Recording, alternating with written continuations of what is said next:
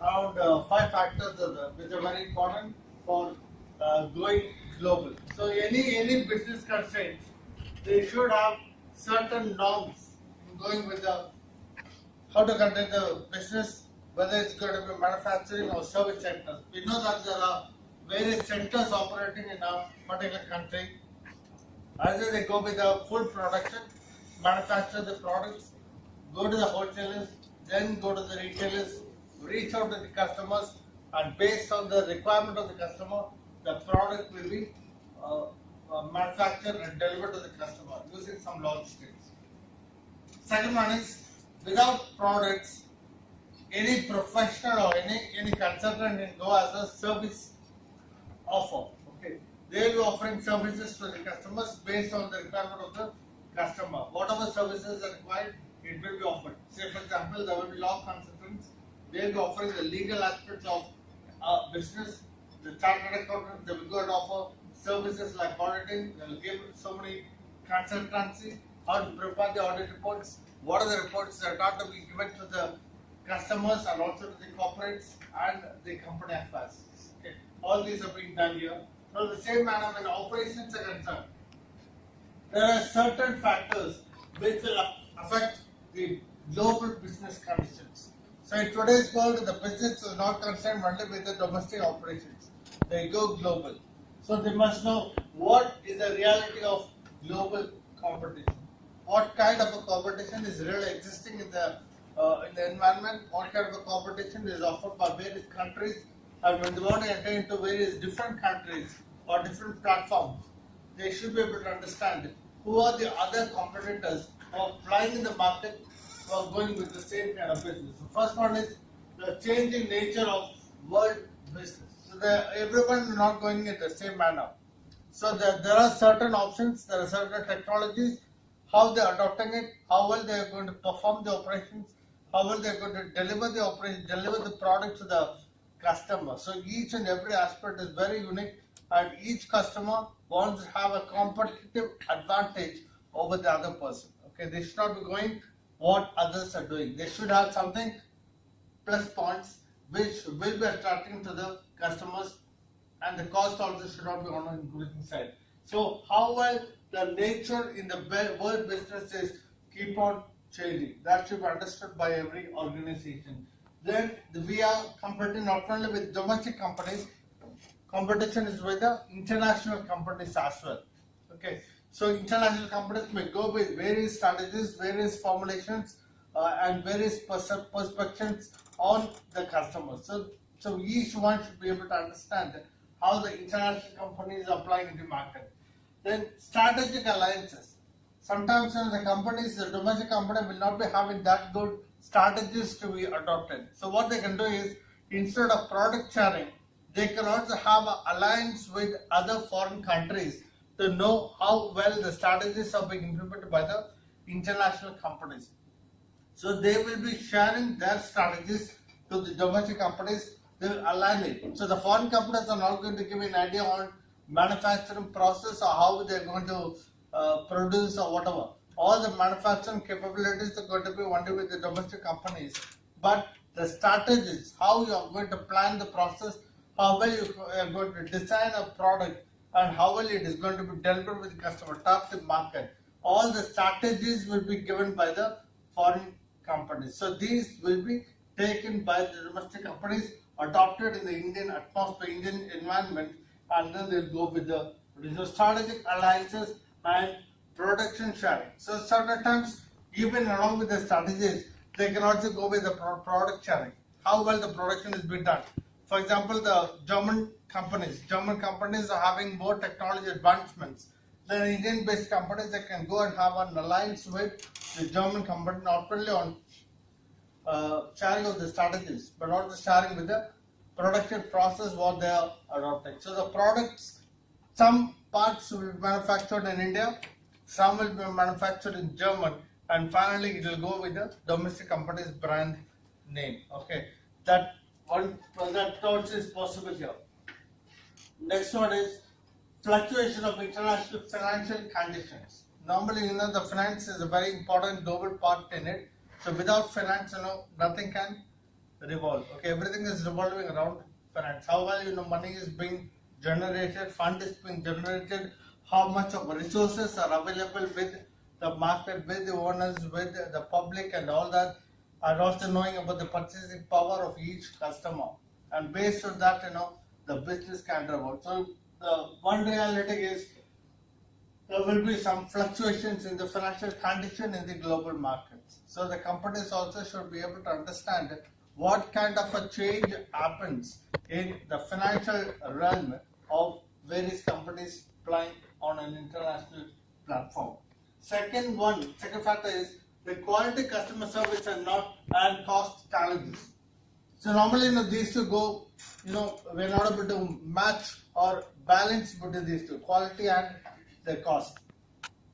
You want to improve the quality, certainly the cost is going to be on a higher side. So you can compare your computers, laptops. Apple is having high quality and the price is also on a higher side. So sometimes in the products, if you're going to give the product with high quality with a very high cost, certainly it will not be applicable or appreciated by the customers in general. So naturally, these two are to be balanced accordingly, the cost challenges and the quality.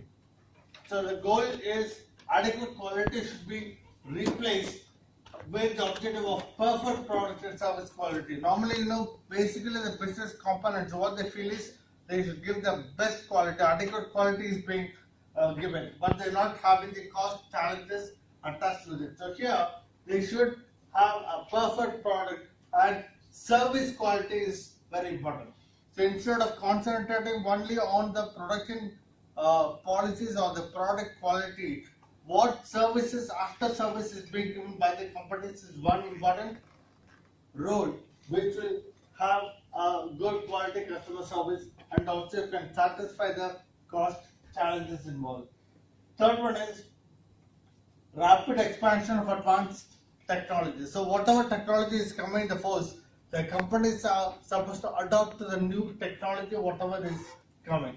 If suppose they are not going to use the modern technology and the equipment or the machine which the company is using is something obsolete, certainly they will not be able to produce whatever is required in the market. Demand and supply will not be matching. So even if there is a demand, the company will not be in a position to produce more number with the real quality and offer it to the customers. So they should adopt to the modern technology, whatever is available or whatever is adopted by the other competitors, and they should keep on going with that.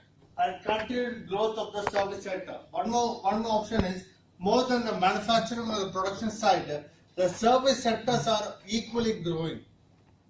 Okay, in our statistics, we can find 45% of the government's revenue is coming from service sector. So more than your manufacturing sector, more than whatever products you are going to distribute to the customers, the services which are offering is going to fetch more revenue. Based on that, the taxation and tax policies on a high side. So that has to be continually monitored. Suppose the service sector is going on a higher side, whatever product the company is going to give, they should also equally give importance to what services they can offer to satisfy the customer. Customer will be very happy only if the services are being given to the customer, whatever problem comes with the product which is being generated. Scarcity of operational resources. Because there are so many resources that are to be used here. Human resources is one important area.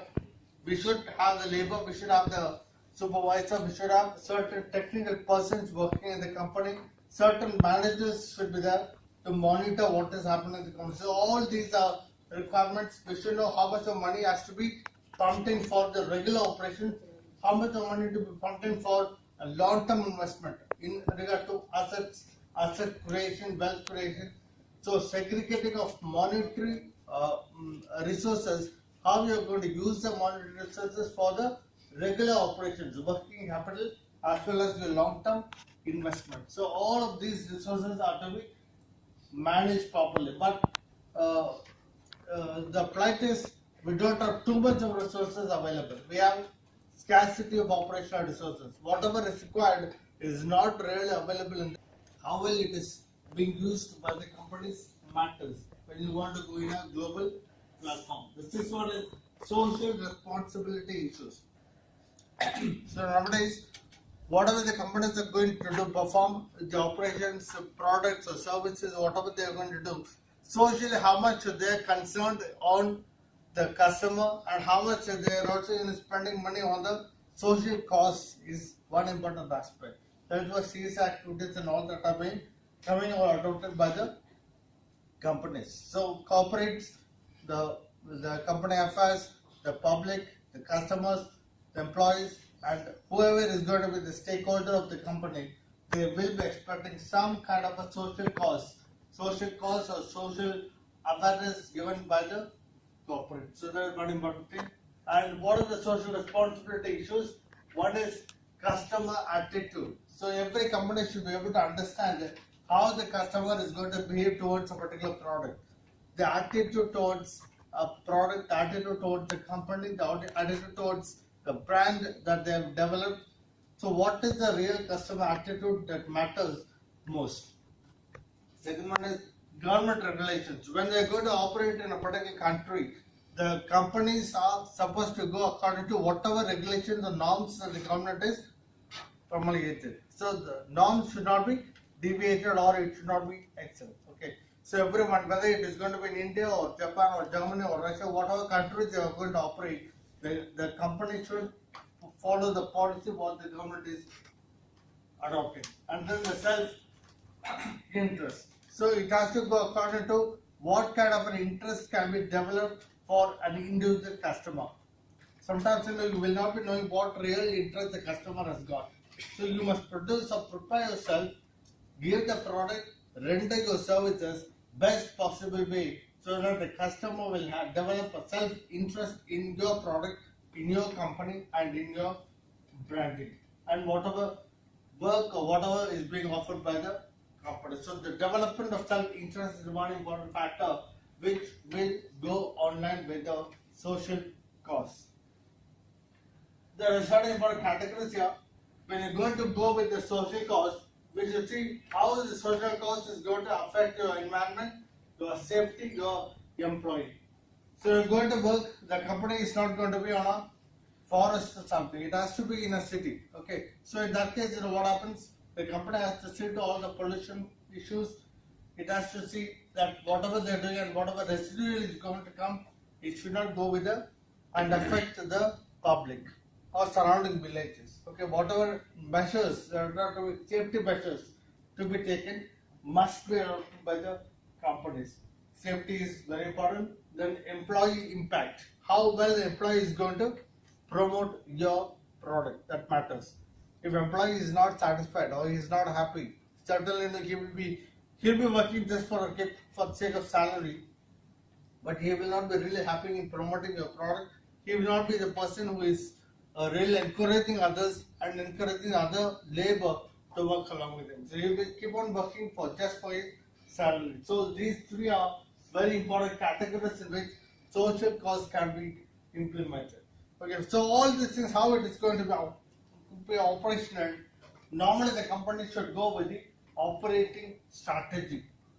So there are different strategies. You have a business strategy, or top management will be having certain strategies, long range plans, mid level, there are some strategies, lower level, there are some strategies. So there will be operational strategies. So the corporate mission is a set of long range goals that should be unique to each organization, and some statements should be there about the kind of business. That is a normal vision of the company. So whatever they're going to do, they must be unique in nature. It should be something different from other companies, and they should have certain statements which will clearly state what kind of a business the organization is after. So by reading the vision or the mission statements of any corporates, anyone can understand what the company is really going to do and what is the goal and the vision of the company, what next the company really wants to do. And in that case, they should also go with a business strategy, which is a long range plan of an organization, provide a roadmap of how to achieve the corporate mission. So after knowing what is the vision of the companies, the company should start working or start implementing whatever is being related with the top management's vision statement. So they form a business strategy. What is the process in which the mission can be accomplished? If suppose your working style is something different from what the corporate mission is, you will not be able to achieve the company's vision statement. So everyone who is going to work in that company, they should cooperate, come together, they should understand what the vision statement is, and they should work according to what the top management vision is. Business plan. So it includes a plan for each functional area of the business, including production, operations, or marketing, or finance, or whatever. So we got several functional areas. So when you want to have a business strategy which is going to tell or spell out the process in which a company is going to achieve the operations or the strategy that is being formulated by the top management, they must have a proper plan for each of the functional areas.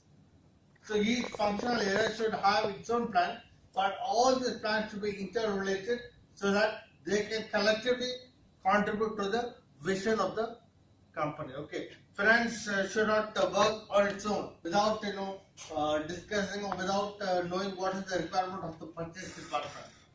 Purchase department cannot be working without knowing what is the sales department is doing, without knowing what the demand really is in the market. The purchase department cannot function alone. So each and every department has to work accordingly, coincide, cooperate, come together, and finally they must come out with a good plan to achieve the top management vision. So there will be some distinctive competencies or weaknesses that will represent great advantages or disadvantages in capturing the markets. So why the company is a failure? Sometimes the company becomes a failure. What happens? They really do not compare with the other companies and know what kind of an advantage or competitive advantage that this company is having with the other one, or if any disadvantage is there, really what is happening. Okay, that comparison has to be there to know exactly what kind of a benefit that the company is going to have in terms of whatever strategies they are following. For example, in our own institutions, for education institutions, we are running Karni Institute. So Karni should also compare with all VIT and all that, how they started, and finally they should come out what is the competitive advantage and other one is possessing. What are the things that they are offering, what we are lacking, or any positives are there, what kind of a positives we are having and all that. So if we are not going to compare and have a clear idea what our competitors are doing and what kind of an advantage that we are having or any disadvantage that we are possessing, we will not be going the right path. Even though we are working towards a corporate goal or even regarding the common vision, we will not be in a position to achieve all this. Then the operating strategy is being framed. That is nothing but a long range plan for the production of a company.